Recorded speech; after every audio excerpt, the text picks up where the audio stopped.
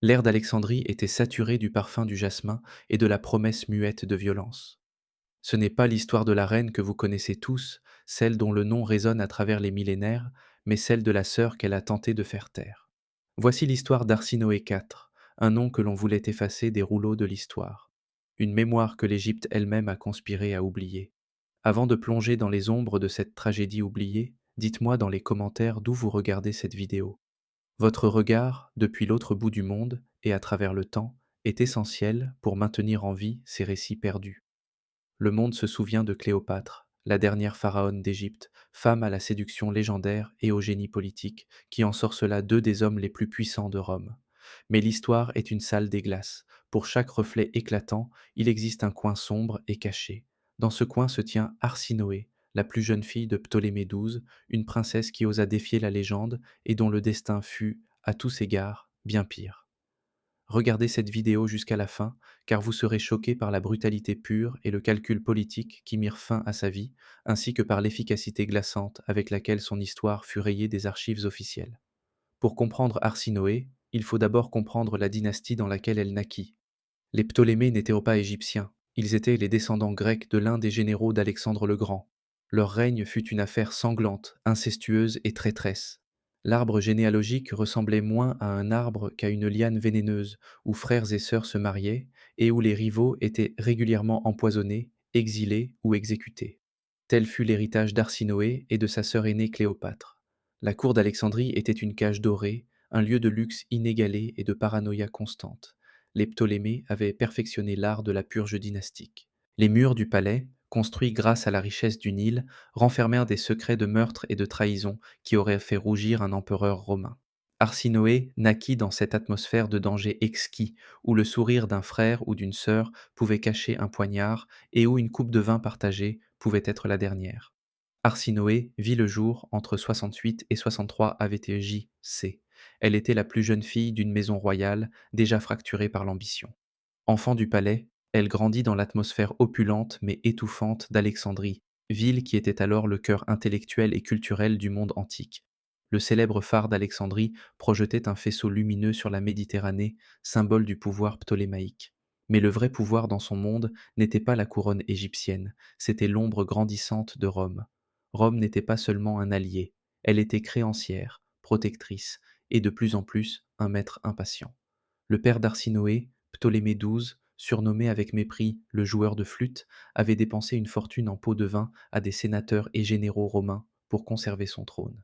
Cette dépendance envers Rome fut la faille fatale du royaume ptolémaïque tardif et le conflit central qui allait définir la courte vie d'Arsinoé. À la mort de Ptolémée XII en 51 AVSJC, le trône revint aux aînés survivants. Cléopâtre, alors âgée d'environ 18 ans, et son frère de 10 ans, Ptolémée XIII, marié selon la tradition ptolémaïque. Arsinoé, adolescente au début de la crise, n'était qu'une actrice secondaire, une princesse de secours dans une cour où les pièces de rechange survivaient rarement. Comme toutes les princesses ptolémaïques, elle reçut une éducation en rhétorique, philosophie et politique. Mais sa véritable éducation fut l'observation de la danse mortelle du pouvoir qui l'entourait. Le conflit initial opposa Cléopâtre à Ptolémée XIII, ou plus exactement aux puissants eunuques et courtisans qui manipulaient le jeune roi. Cléopâtre fut exilée, mais elle n'était pas femme à s'effacer. Elle revint non pas avec une armée égyptienne, mais avec l'arme ultime, Jules César. Dès l'instant où César posa le pied à Alexandrie, le sort de la dynastie ptolémaïque fut scellé et la scène était prête pour l'entrée en scène tragique et courageuse d'Arsinoé. En 48 AD, César arriva à Alexandrie, officiellement pour régler le différend entre les frères et sœurs royaux. Il fut immédiatement captivé par Cléopâtre. Leur alliance, à la fois politique et amoureuse, embrasa la ville. Le peuple d'Alexandrie, déjà mécontent de l'ingérence romaine, vit la présence de César comme une occupation. Cette rancœur, cette rage bouillonnante contre le conquérant étranger, avait besoin d'une figure de proue, d'un véritable Ptolémée derrière lequel se rallier. Cette figure fut Arsinoé IV.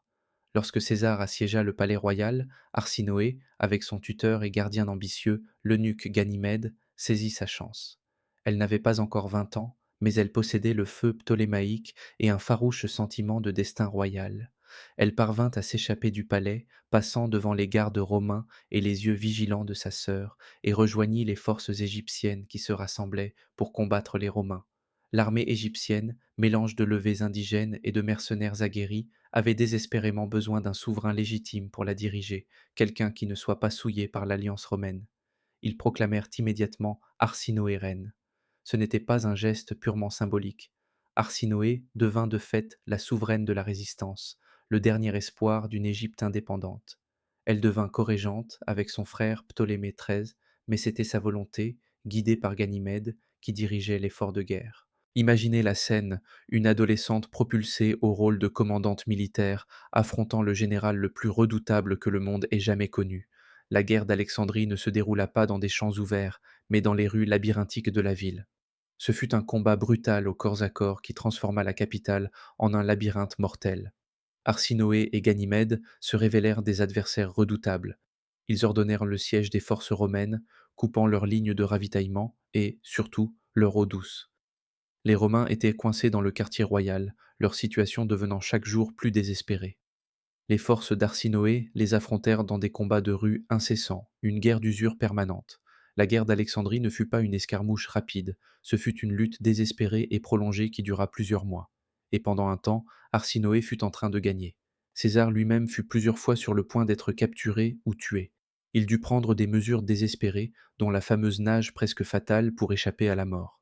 Il dut également incendier sa propre flotte pour l'empêcher de tomber entre les mains égyptiennes, un acte catastrophique qui entraîna la destruction d'une partie importante de la grande bibliothèque d'Alexandrie. Telle fut l'ampleur de la défi d'Arsinoé.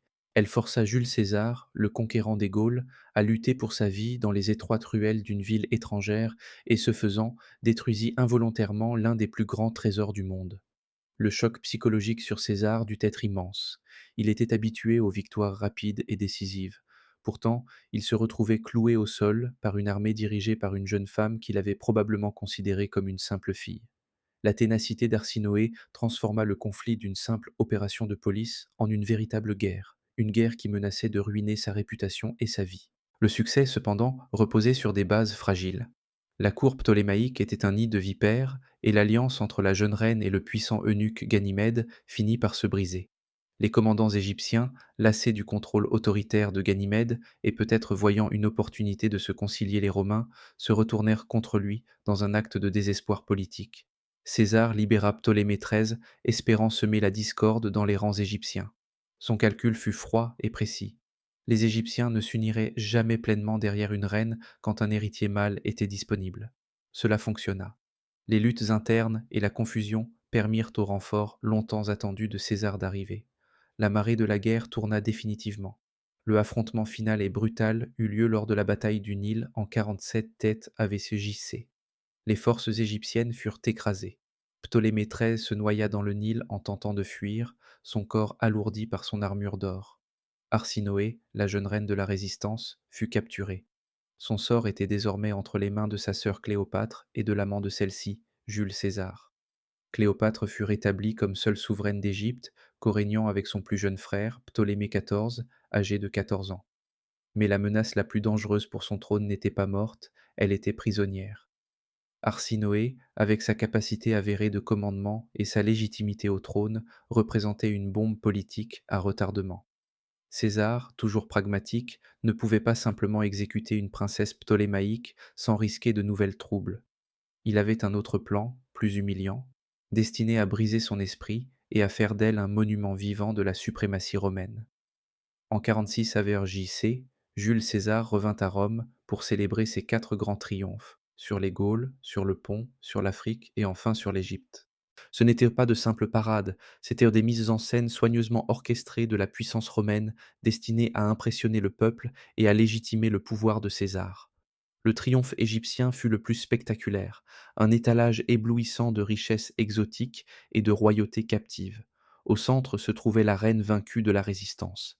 Arsinoé IV fut contrainte de marcher dans les rues de Rome, une ville qui n'avait jamais vu une souveraine féminine exhibée enchaînée. Elle portait ses vêtements royaux, parodie cruelle de son ancien statut, mais ses poignets et chevilles étaient liés par de lourdes chaînes d'or. Le poids de l'or symbolisait la richesse de l'Égypte, mais ne faisait que souligner sa captivité. Elle marchait derrière un immense tableau représentant la noyade de son frère Ptolémée XIII, symbole vivant de l'Orient vaincu. La procession fut une marche lente et agonisante à travers le cœur de la ville éternelle, passant par le forum, remontant la voie sacrée vers le temple de Jupiter capitolin. L'air était empli du rugissement de la foule, du son des trompettes et de l'odeur de l'encens. Pour Arsinoé, ce dut être un cauchemar vivant. Chaque pas était une nouvelle vague d'humiliation. Pourtant, les foules romaines, habituées à voir des rois et généraux captifs, furent, selon les historiens, émues par la vue de la jeune princesse. Elle fut décrite comme une figure de dignité et de courage, une femme royale qui avait combattu vaillamment et endurait désormais l'humiliation suprême. Sa jeunesse, son port royal et la cruauté de son sort suscitèrent une rare sympathie populaire. Le spectacle, destiné à briser son esprit et à éteindre tout espoir de retour au pouvoir, eut l'effet inverse sur le peuple romain. Selon l'historien Cassius Dio, la vue d'Arsinoé fut si touchante que le peuple romain, dans une rare démonstration de sympathie publique, commença à murmurer contre César. Ils exigèrent que sa vie soit épargnée. César, sensible à l'humeur de la foule et peut-être conscient du danger politique d'exécuter une figure populaire, céda. Il ordonna l'exécution de son tuteur Ganymède, mais épargna la vie d'Arsinoé. Elle ne recouvra pas la liberté, mais une forme de mort vivante. Sa vie fut épargnée, mais son destin royal fut brisé à jamais. Exilée au sanctuaire du temple d'Artémis à Éphèse, aujourd'hui en Turquie, ce n'était pas une retraite paisible, c'était une prison politique déguisée en sanctuaire. Le temple d'Artémis était l'une des 7 merveilles du monde antique, une colossale structure de marbre blanc, lieu de très grande importance religieuse et étape incontournable pour les pèlerins du monde grec. Être placée sous la protection d'Artémis signifiait qu'elle était protégée des ennemis politiques par la déesse elle-même. C'était un coup habile de César. Il l'éloignait de l'Égypte, la plaçait dans un lieu où elle ne pouvait lever d'armée et lui accordait une protection religieuse qui rendait son exécution politiquement et religieusement toxique. Arsinoé devint prêtresse, vivant une vie de piété forcée et d'impuissance politique. Elle vécida à l'ombre du grand temple, reine silencieuse dans une cage dorée. L'air à Éphèse était pur et frais, contraste saisissant avec la chaleur humide d'Alexandrie. Mais le silence devait être assourdissant. Entourée par la dévotion des pèlerins, elle était pourtant totalement seule, rappel constant de la couronne qu'elle avait perdue. Mais elle n'était pas oubliée. Pour Cléopâtre, Arsinoé restait une menace vivante et respirante. Tant qu'elle vivait, elle pouvait servir de point de ralliement à toute faction en Égypte ou à Rome souhaitant la déposer. Elle était la dernière héritière ptolémaïque légitime hors du contrôle direct de Cléopâtre, et son existence même remettait en question la légitimité du règne de sa sœur. Des rumeurs persistaient selon lesquelles Arsinoé aurait été une meilleure reine, une Ptolémée plus pure, celle qui avait résisté au flot romain. Pendant 5 ans, Arsinoé endura cet exil. Elle vit le monde extérieur sombrer dans le chaos. Jules César fut assassiné en 44 avec JC, plongeant Rome dans une nouvelle guerre civile. La paix fragile qu'il avait imposée au monde méditerranéen vola en éclats. Cléopâtre, toujours survivante, s'allia rapidement à l'un des nouveaux triumvirs, Marc-Antoine. L'alliance entre Cléopâtre et Marc-Antoine fut un partenariat de pouvoir et de passion. Antoine avait besoin de la richesse et du blé de l'Égypte. Cléopâtre avait besoin des légions romaines pour sécuriser sa dynastie, et elle avait besoin qu'Antoine élimine sa dernière rivale. En 41 avec sur JC, Cléopâtre rencontra Antoine à Éphèse, la ville même où Arsinoé vivait en exil. La rencontre fut un spectacle de grandeur ptolémaïque destiné à impressionner le général romain. Mais au milieu des festins et des manœuvres politiques, Cléopâtre posa sa dernière exigence impitoyable. Elle persuada Marc-Antoine qu'Arsinoé représentait toujours un danger, que sa seule existence minait son autorité. Antoine, totalement dévoué à Cléopâtre et désireux de consolider leur alliance, accepta de commettre un acte considéré comme un sacrilège profond, le meurtre d'une suppliante dans un sanctuaire sacré. Cette décision fut un témoignage glaçant de la peur de Cléopâtre et de l'ampleur de son ambition politique. Elle avait déjà été impliquée dans la mort de 2 frères. Elle voulait maintenant la mort de sa sœur, une femme placée sous protection divine. Antoine envoya des assassins au temple d'Artémis. Les détails du meurtre sont rares, mais l'acte lui-même fut dévastateur. Ils arrachèrent Arsinoé à l'autel, l'endroit le plus sacré du temple où elle avait cherché un ultime refuge, et l'exécutèrent sur les marches du temple. Elle avait à peine une vingtaine d'années. Ce meurtre fut un scandale politique et religieux qui résonna dans tout le monde antique. Violer le sanctuaire d'Artémis était un acte d'une impiété profonde, un crime contre les dieux eux-mêmes. Le sang d'une princesse ptolémaïque souilla le marbre de l'un des sites les plus vénérés du monde.